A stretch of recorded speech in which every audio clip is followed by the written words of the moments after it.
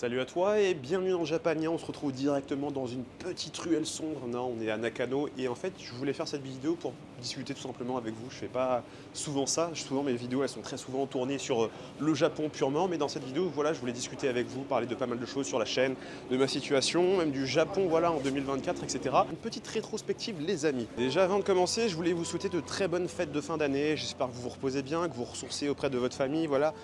Très important de recharger un petit peu les batteries. Et au cas où vous êtes en train de vous demander, voilà, je suis en train de me balader dans les charmantes rues de Nakano. Un quartier que j'aime beaucoup, voilà, un quartier assez rétro, ambiance Showa, donc le Japon du XXe siècle. Un quartier très populaire, connu pour ses bistrots, pour ses petits bubus, etc. Donc si vraiment vous avez l'occasion de passer à Nakano, un de ces quatre, pendant votre séjour au Japon, je vous invite vivement à le faire. Bref, pourquoi est-ce que je voulais faire cette vidéo? D'habitude, c'est vrai que je ne fais pas forcément des vidéos facecam comme ça. D'habitude, quand j'ai des choses à partager, je le fais davantage sur Instagram, dans le cadre de stories, etc. Mais je me suis dit, bon, bah, c'est bien quand même de faire un petit point sur l'état de la chaîne, vous donner des informations sur ma situation personnelle en ce moment, les projets à venir. Et il y a un truc qui va aussi vous intéresser, forcément, c'est une petite rétrospective sur le Japon en 2024. Et alors là, les amis, on est en période de fin d'année et il y a du monde de zinzin. Voilà, forcément, ça, c'est Nakano Broadway. Et c'est tout le temps blindé de chez Blindax, hein, je ne vais pas vous mentir. Donc nous, on va plutôt prendre les petites rues en parallèle pour aller justement éviter ce flot de gens, de locaux, de touristes, etc. Et surtout que les petites rues en parallèle, je les trouve beaucoup plus charmantes. Alors je vous montre la rue la plus photogénique, celle en tout cas qui est retrouvée le plus souvent sur les réseaux sociaux, c'est celle-ci, avec tous ces néons en suspens. Faut avouer que ça a dû cacher quand même. Bon, cette année, j'ai repris du plaisir à faire du YouTube, voilà. Je vais pas vous mentir, depuis... Enfin, ça fait maintenant plus de 7 ans que je suis sur YouTube, ça commence à faire un bail, hein, ça passe tellement vite. Mais en fait, avec l'époque Corona, je vais pas vous mentir, j'ai perdu un peu le plaisir de faire des vidéos YouTube. Parce que moi, mon cœur de métier, entre guillemets, sur YouTube, c'est de faire des micro-trottoirs. Sauf qu'avec le Corona, tout le monde était masqué, les gens étaient plus forcément aussi abordables qu'avant dans la rue. Donc j'ai dû un petit peu arrêter de faire ce genre de vidéos. Du coup, pour compenser, j'ai fait un petit peu plus de Twitch. J'avais pris le goût à faire des lives dans la rue, à aller à la rencontre des gens. Et d'ailleurs, même, je vous mettais des petites rediffusions, que j'appelais ça un peu les dingueries de nuit au Japon, etc. Un concept qui vous plaisait plutôt.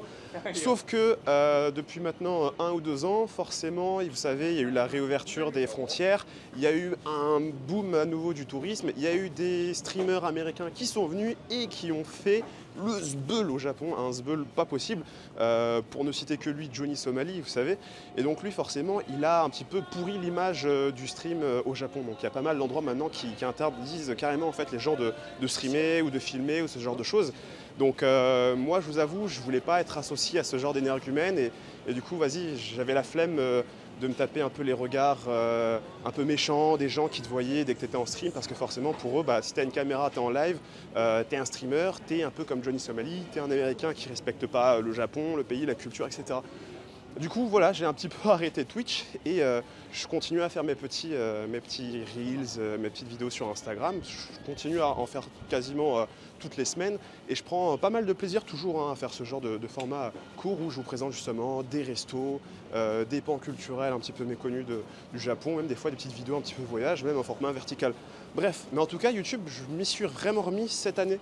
J'ai repris un petit peu le format micro-trottoir et j'ai refait surtout des vidéos voyage. Et ces petites vidéos voyage, c'est elles qui m'ont donné vraiment là le goût de vouloir refaire des nouvelles vidéos, de refaire des concepts, etc. Du coup, bah, pour 2025, je suis motivé comme jamais.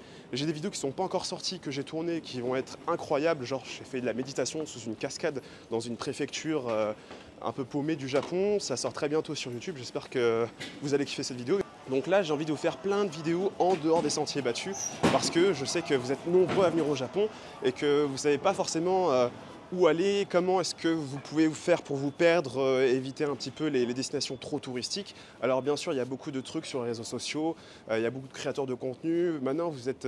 Enfin, surtout les Français, j'ai envie de dire, on s'y connaît bien quand même en termes d'organisation d'un voyage. C'est-à-dire que quand je vais dans des préfectures paumées, souvent je rencontre des Français et je me dis, purée, mais ça m'étonne pas ça. Les Français savent voyager, ils ont un peu ce goût de l'aventure, cet esprit un petit peu explorateur. Et même quand je suis allé en Mongolie, j'avais croisé des Français. Ça vous dit un petit peu de cet amour voilà, du voyage qu'ont les Français et ils ne se cantonnent pas forcément qu'aux trucs les plus touristiques et aux destinations que tout le monde fait. Donc ça, c'est assez cool. C'est pour ça que j'ai envie de vous proposer beaucoup plus d'alternatives. Il y a tellement d'endroits magnifiques et je vous ai déjà fait des vidéos là-dessus où je vous proposais des itinéraires alternatifs. Et donc voilà, j'ai envie de continuer à vous bombarder d'itinéraires possibles. Comme ça, quand vous voulez venir au Japon, eh bien, vous aurez l'embarras du choix parmi des dizaines et des dizaines de trucs différents à faire. Et ces vidéos voyages, j'ai bien envie de les coupler à des concepts. Vous savez, j'ai plein d'idées dans ma tête. Par exemple, j'ai envie de jouer aux fléchettes sur une map du Japon et devoir me rendre à l'endroit exact que j'ai visé, tu vois. Donc j'ai plein de petites idées comme ça, un petit peu farfelues pour justement égayer un petit peu la présentation de ces préfectures que j'ai envie de vous montrer. Il y a plein de vidéos pour vous aider à préparer votre voyage que j'ai envie de créer et aussi des vidéos pour les personnes qui sont intéressées par l'expatriation au Japon pour venir y vivre, comment réussir son intégration, etc. Donc une petite série de vidéos là-dessus aussi.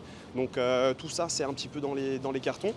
Et puis, ça ne veut pas dire que je vais abandonner les interviews, non. C'est juste que j'ai envie de faire des interviews plus en rapport avec l'actualité ou des sujets qui touchent la société actuellement. Par exemple, est-ce que les Japonais utilisent l'IA ou comment l'utilisent-ils? Faire plus de vidéos un petit peu en immersion avec certaines personnes. Par exemple, là, j'ai filmé une vidéo documentaire un peu sur le monde du breakdance au Japon à travers l'expérience d'un Français qui est intégré dans ces cercles sociaux, etc. Donc voilà, des petits trucs un peu plus niche, un peu plus underground qui encore une fois, sortent de ce qu'on a l'habitude de voir sur YouTube. Autre truc qui faisait que j'avais un peu levé le pied sur la vidéo aussi, c'est mon travail que j'ai. Vous savez, je suis full-time dans une entreprise étrangère où je fais du marketing. Je dois être 40 heures par semaine au bureau. Donc vous imaginez bien qu'être 40 heures au bureau par semaine, plus faire des vidéos, plus essayer d'avoir une vie perso où tu sors, tu voyages, tu vas voir tes potes, tu fais des petits restos, des petits cafés, c'est pas forcément évident de mêler un petit peu tout ça, quoi. Après, j'étais très actif sur d'autres réseaux comme Instagram. Vraiment, je vous invite à me suivre si ce n'est pas encore fait parce que c'est là où je poste le plus de contenu. Quasiment tous les jours, des petites stories, des trucs de bouffe, des petits conseils, etc. Donc je vous invite vraiment à venir follow. En 2 ans, j'ai dû visiter plus de 400 restos et cafés à Tokyo. Et vu que c'est un peu ma passion, la bouffe, voilà, j'adore me faire des petits cafés, des petits restaurants, découvrir des bonnes adresses et j'avais envie de partager ça avec vous parce que je sais qu'il y a énormément de personnes, quand elles viennent ici à Tokyo, elles galèrent à trouver des adresses, par exemple végé, halal ou même des bonnes adresses tout court. Je vois qu'il y a beaucoup de gens qui finissent par manger dans des chaînes parce que c'est plus simple, parce qu'il y a des menus en anglais, etc. Mais avec le guide, voilà, je voulais vous donner un petit coup de main là-dessus. Et en plus, ce guide, j'ai tout fait à la main, de la création du produit digital à la création du site, les photos que j'ai prises. Je suis allé dans chaque restaurant. Il n'y a pas un détail qui ne m'appartient pas sur ce projet. Et j'étais très content de vous le proposer. Du coup, c'est surtout un projet que j'ai partagé sur Instagram et pas sur YouTube parce que sur Instagram, je vous ai tout présenté du projet du début à la fin. Vous avez pu voir mon avancement, je vous ai partagé des adresses. Vous avez pu voir le temps que j'avais passé dessus. Alors que sur YouTube, au final, vous voyez quoi? Vous voyez que Japania, il sort un PDF à télécharger qui coûte 25 balles, mais il est zinzin, il a craqué son slipard. Je ne sais pas à combien d'euros vous estimez votre temps personnel, mais pour réussir à réunir un carnet d'adresses avec des adresses aussi niches que ce que je vous propose, il faudrait des heures et des heures. Donc pour le prix de 2 kebabs, vous avez un guide avec des adresses que vous ne trouverez pas sur le net. Vous avez aussi une map interactive à télécharger avec toutes les adresses. C'est un guide que j'ai mis à jour plusieurs fois. Au final, je ne vous ai pas pris pour des jambons, j'ai vraiment voulu faire un truc qualitatif. Et des centaines de personnes qui ont pris le guide, j'ai reçu que des messages positifs. Donc voilà. Les amis, quand je vous ai dit que j'ai fait 400 cafés en 2 ans, forcément, ça veut dire beaucoup de calories. Du coup, j'avais pas envie de trop grossir non plus, donc je me suis mis beaucoup plus sérieusement à la salle de sport. Du coup, j'ai gagné quasiment 12 kilos en l'espace de 2 ans, voilà. Donc j'ai pris et du gras et du muscle, donc un petit peu des deux, voilà. Il va falloir que je fasse une petite sèche histoire de retrouver une situation optimale, mais pour le moment, voilà, je me sens bien dans mon corps, je suis bien, voilà, je me fais plaisir niveau calories, mais je compense à la salle en y allant 3 fois par semaine. Donc voilà, j'essaie de me maintenir comme ça. Toujours au niveau personnel, j'aimerais pouvoir rentrer un peu plus souvent en France, voilà, pour voir la famille, profiter un petit peu de tout le monde, tous ceux qui sont là-bas. Mais le problème, c'est que comme je vous ai dit, je travaille ici au Japon 40 heures par semaine au bureau. La seule façon du coup pour moi de pouvoir rentrer plus souvent en France, c'est d'acheter entre guillemets ma liberté et de devenir complètement indépendant. Donc là les amis, je suis en pleine démarche pour avoir le visa permanent pour pouvoir vivre ad vitam aeternam ici au Japon, et en fait ce visa il me permettra de pouvoir rentrer dès que je le veux en France. Voilà, aujourd'hui pour moi le plus important c'est pas le côté financier, l'argent, etc. C'est la liberté de pouvoir aller où je veux, quand je le veux, et de devenir voilà, mon propre patron. Donc j'essaie de mettre les choses en place pour que ce rêve entre guillemets devienne une réalité incessamment sous peu. Donc 2025, je croise les doigts. mais on va essayer de rendre ça possible. Alors les amis, 2024 au Japon, ça a été une grosse année pour le pays, une grosse année en termes de tourisme, parce qu'il faut savoir qu'à la fin d'octobre 2024, eh bien, il y avait déjà plus de 30 millions de touristes qui sont venus au Japon. Il faut savoir que le record historique du Japon, c'était en 2019 avec 31 millions de touristes à l'année. Et donc là, il reste encore 2 mois au Japon pour battre ce chiffre. Donc je vous spoil, ils vont le battre. Et du coup, 2024, ce sera la plus grosse année historique du pays. Sur les réseaux sociaux, vous avez dû voir passer pas mal de vidéos sur le surtourisme au Japon, avec les plus gros spots surfréquentés comme Kyoto et tous les spots un petit peu touristiques. Je pense qu'en 2025, ça va pas forcément s'arranger. Je pense même que le Japon va établir un nouveau record. Donc c'est pour ça, je pense qu'il faut adapter en fait son voyage si vraiment vous voulez éviter d'avoir affaire face à des hordes de touristes asiatiques, européens, américains, etc. Donc c'est pour ça que voilà, j'avais envie de vous proposer un petit peu ces itinéraires hors des sentiers battus et vous proposer des petites alternatives de voyage pour agrémenter et épicer un petit peu votre séjour, faire en sorte que vous ayez un bon souvenir et pas forcément un séjour uniquement au Walt Disney. Oui, je comprends, c'est intéressant de forcément faire les spots les plus prisés, mais c'est bien, je pense, de mixer un peu les plaisirs et d'en sortir un petit peu, histoire d'avoir une vibe différente et une vibe un petit peu plus authentique. C'est pour ça, encore une fois, que je pense que la préparation de son voyage en 2025, c'est un truc qui sera très important et c'est là où j'ai justement envie d'être une plus-value pour vous. J'ai envie de vous aider à pouvoir faire le meilleur séjour possible. Et au Japon, tout va beaucoup plus vite, surtout avec les réseaux sociaux. Vous savez, maintenant, dès qu'il y a un touriste qui fait des conneries, ça se diffuse à la vitesse grand V sur Twitter, sur Insta, etc. On en a parlé juste avant, mais cette année, il y en a eu beaucoup. Je pense pas qu'il y en ait eu forcément plus que les années d'avant, mais c'est juste que forcément, avec la vitesse de propagation des réseaux sociaux, l'information va beaucoup plus vite et dès que maintenant il y a quelqu'un qui fait une connerie, ça se sait tout de suite, immédiatement. Alors qu'avant, ça tournait pas forcément autant. Bon, plus tard, je marche dans ces petites rues. J'espère que vous appréciez la petite balade, les amis, les petites lumières, voilà, qui commencent un petit peu à se dévoiler petit à petit. Les bonnes vibes, les gens qui kiffent, qui sont en train de se balader, en train de chercher à manger, en train de trouver un établissement pour aller grailler et tout.